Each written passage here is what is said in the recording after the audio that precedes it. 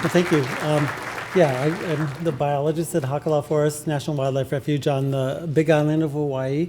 And this refuge was created for endemic forest birds and their habitats. And I want to recognize co-authors Evan Paxson with USGS and Rick Camp, Hawaii Cooperative Studies Unit. They've done a lot of the analyses that I'll be talking about today. And they're probably the better ones to ask some of the questions.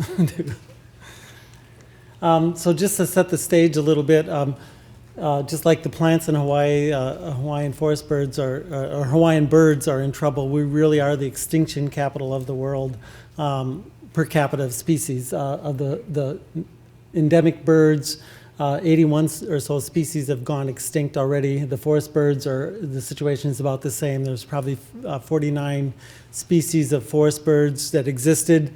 About half of them are extinct. Some of those within the last 10 years or so, 30 years or so, there's been a lot of species going extinct, and a lot more are in trouble. Reasons for this are many.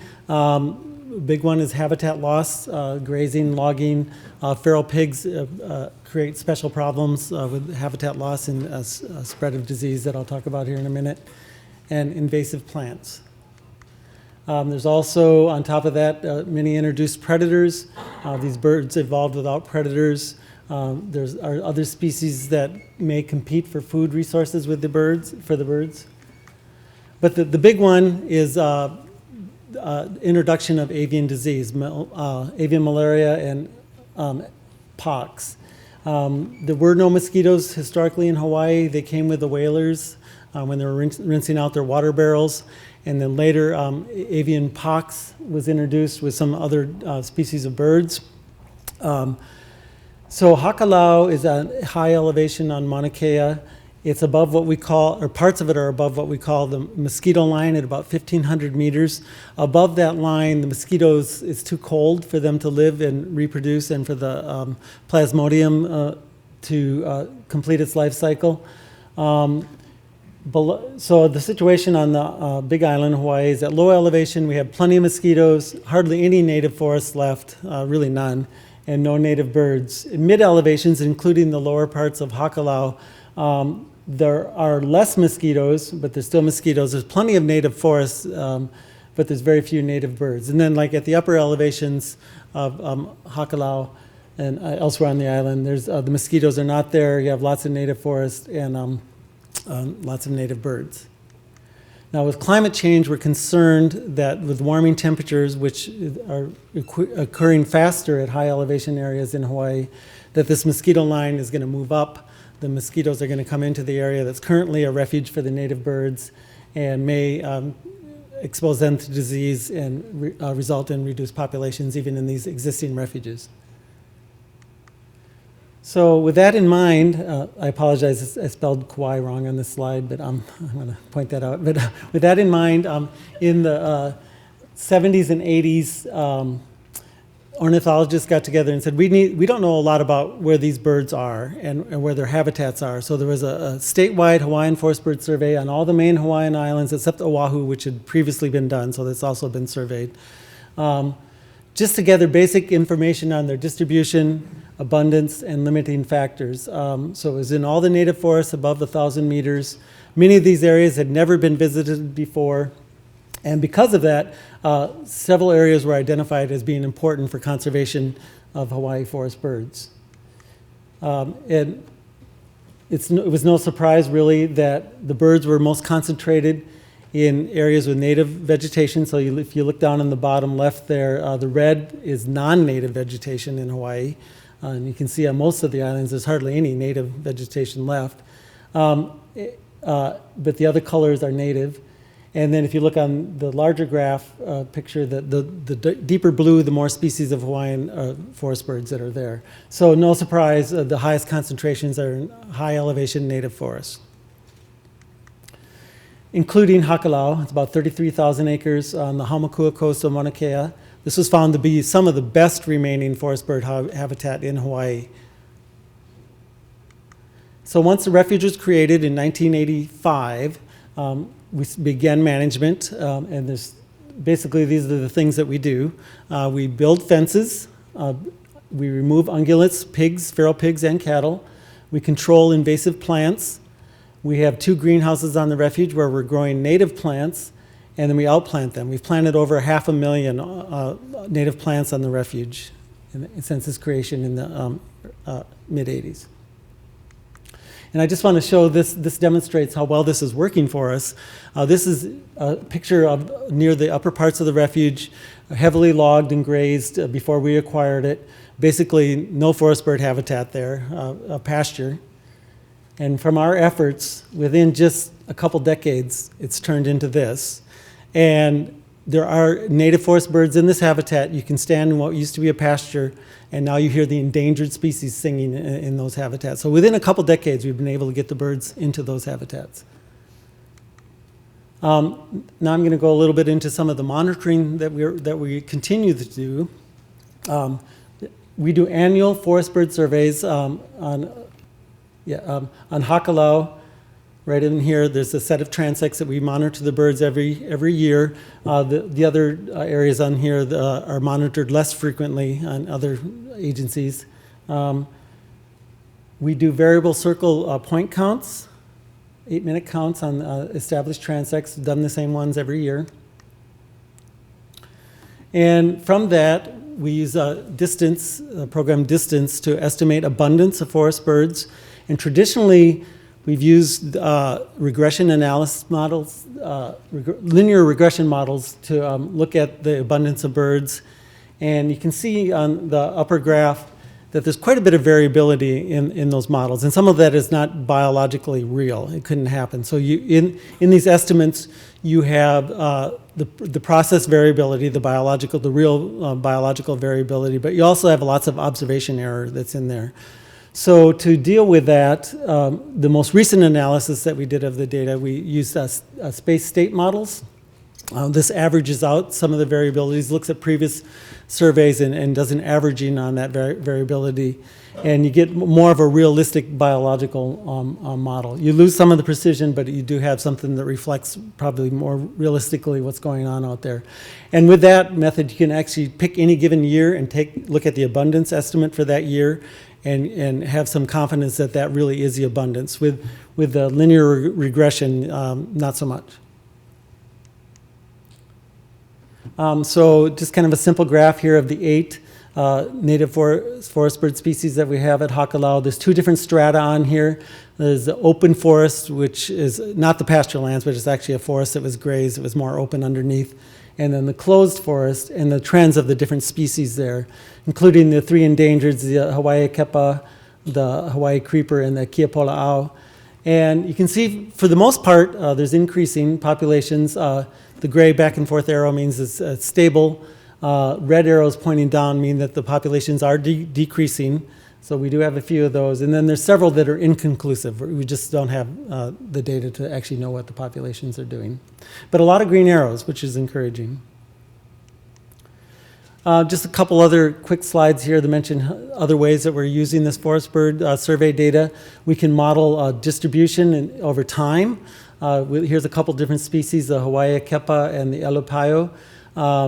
The darker red colors are higher densities of birds, and you can see that the kepa, for example, has pretty much stayed concentrated in the southern parts of the refuge, whereas elupayo have expanded their range and moved out into other parts of the refuge, maybe into some of the areas that we've restored.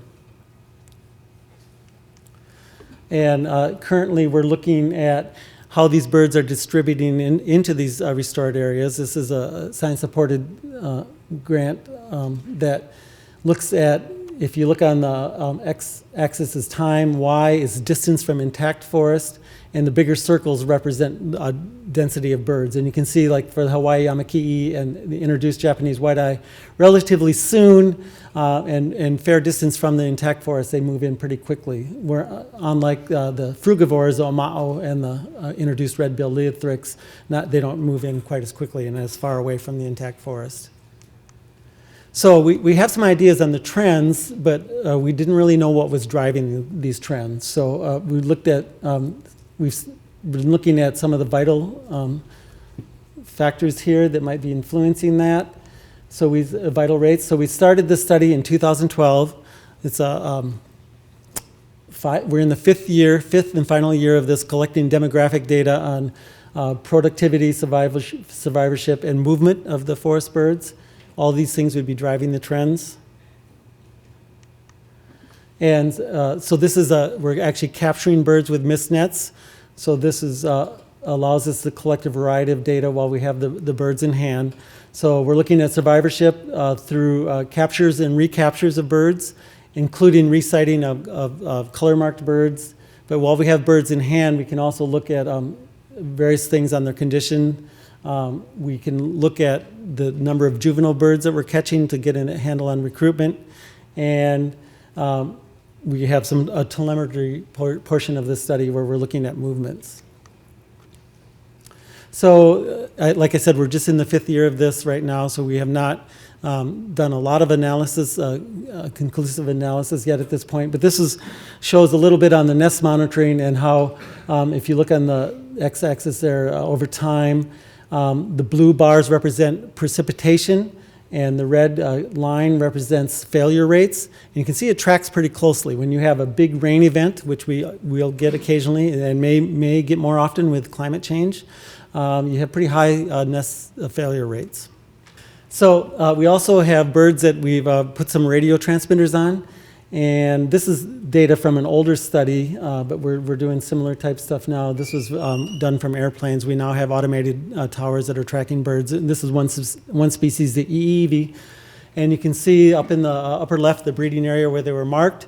And they move considerable distance, especially seasonally. And the concern here is with those seasonal movements that they're moving down into lower elevation areas where they will be exposed to disease and it could affect their survival. But even within the season, we see considerable movement within the breeding season. Okay, so thus far we have been collecting this data. The first step is to get some data on these vital rates. The next step is to model, and we've done this step, model the things that might be affecting these vital rates. So some of the things I mentioned in the earlier slides, the competition, habitat loss, disease, and predators. And then a final step is that we had a structured decision-making workshop in 2011 and evaluated various management actions that can be taken to help mitigate some of the impacts of some of these drivers of the vital rates. Various management actions we have here. And when this model is complete, we'll be able to plug in different management actions and then see how that may or may not drive the trends for the forest birds. Okay, so I just want to give some thanks here to the many people that have worked on this project over the years, and especially recognize the support that we've gotten both from the inventory monitoring program and the regional office. The funding has been a great help, and we really appreciate that. And I'm gonna, while I take questions, if there are any during this final slide, I just wanted to stick this up here to reiterate that what we're doing at Hakalau is working for the forest birds. So the earlier data that you saw right here of the trends of the forest birds at Hakalau, a lot of green arrows. A lot of these other areas that are being managed for conservation in Hawaii, not so much. Partly because they're a little bit behind. They started later than Hakalau, but hopefully we'll get some more green arrows going up. So with that, I will take any questions.